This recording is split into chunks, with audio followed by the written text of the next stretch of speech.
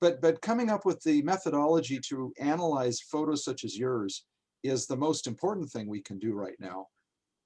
You know, so that people will go out and collect data and not miss these events. Right, right. You know, there could be stuff happening all the time everywhere and we wouldn't know it.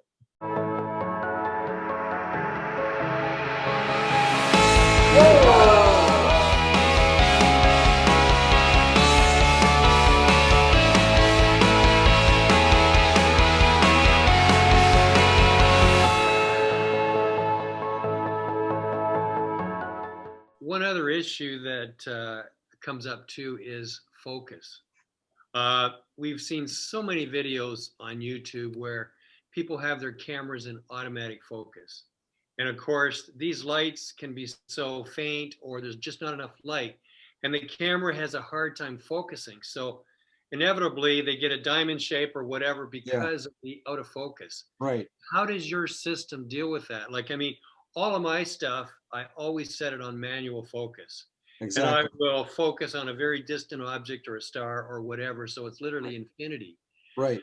because it's so disappointing, you know, especially when somebody or even more of a newer person usually have captured something pretty incredible, but it's totally out of focus. How Yeah, does your system deal with that? exactly the way you do. I mean, I discovered that early on that you usually don't want to use any kind of automatic focus Okay. because for multiple reasons, one of which something comes in the field of view, all of a sudden it may try to focus on it. And if that thing is even slightly fuzzy, you know, it's going to hunt and it'll just mess it up.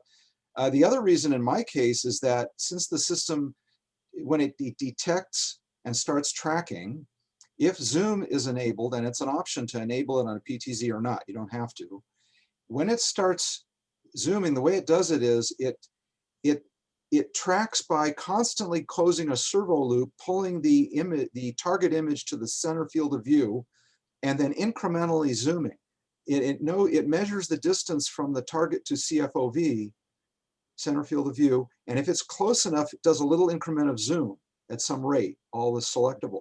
And that way tries not to lose the object, because you know, if you just arbitrarily start zooming and do it too long, the object will appear to go zooming off the side of your field of view and it's gone. You're done. So it's trying to do all this simultaneously. This is the biggest development in software in this thing. And so by setting the zoom initially before you do any of this, just like you said, you zoom to maximum zoom, manually focus on something with distinctive character, you know, some distinction, edges and so on, and set that. And now everything throughout your field of view will be in focus, and you'll leave it that way. Exactly. That's usually the best way to do things, and we'll do the best in trying to keep things in focus throughout all those conditions I mentioned. See, that's the other thing in ufology. It's not just collecting the data. It's coming up with the methodologies of analysis. Yeah. You know, what's the right protocol to use when asked a question like yours? You know, and obviously you say, first of all, you say, do you have the actual phone and camera that took the picture? How is it mounted? Well, what was its settings? Can you replicate that effect with an external light and measure how much energy there would have had to be to take that kind of brightness in the UV? Right, to disable the flash from a long distance. And say, right, and that's really interesting, because you could say, can you replicate that? And by doing so, you may be able to therefore back engineer how much light was required and what the object emitted and for how long. Yeah. You see. Well, what we've seen in this phenomenon is it's kind of like if they want you to get photos, you'll get photos. Yeah, that was kind of. If they don't, you won't.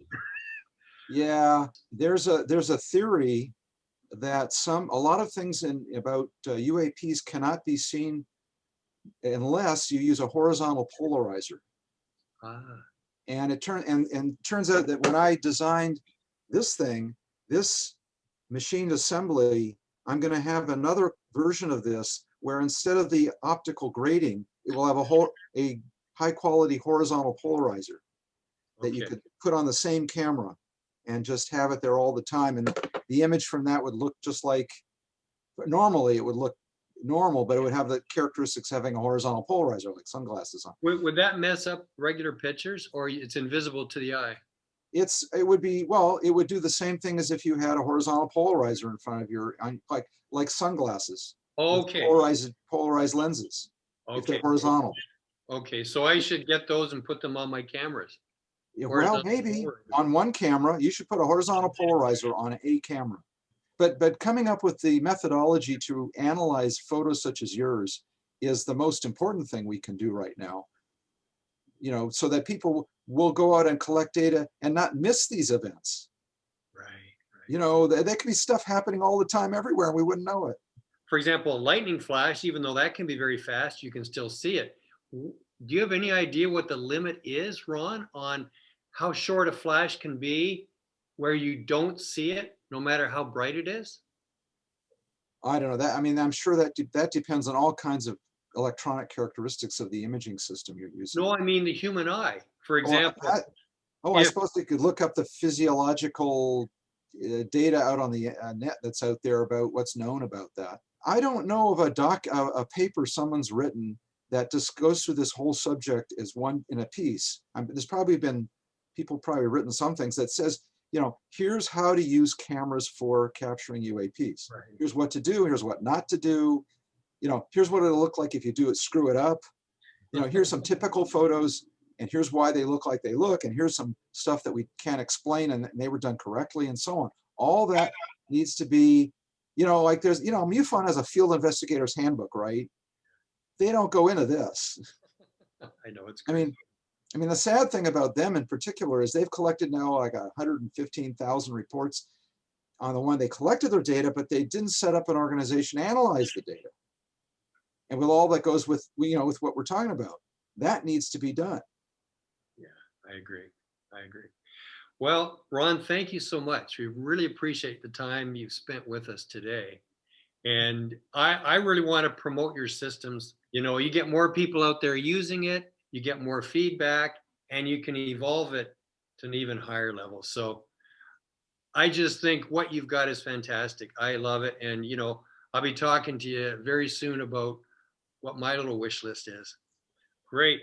Now, Ron, we've talked about a lot of things here. Is there anything else you'd like to add that would be helpful for any of the viewers, especially people that are just getting into this? Well, a lot of things we've said, but the biggest thing is do go to the website UFODAP.com. There's a contact me tab. You can use that to communicate with me. But really what that does is it just sends me an email to team.ufodap@gmail.com.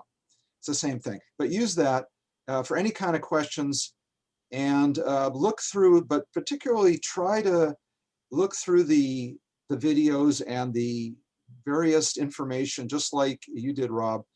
And the presentation is right up front on the homepage. Person could, it's 11 minutes to sit there, watch a video and get the gist of it. I'm sure there'll be plenty of questions thereafter, just like you've had.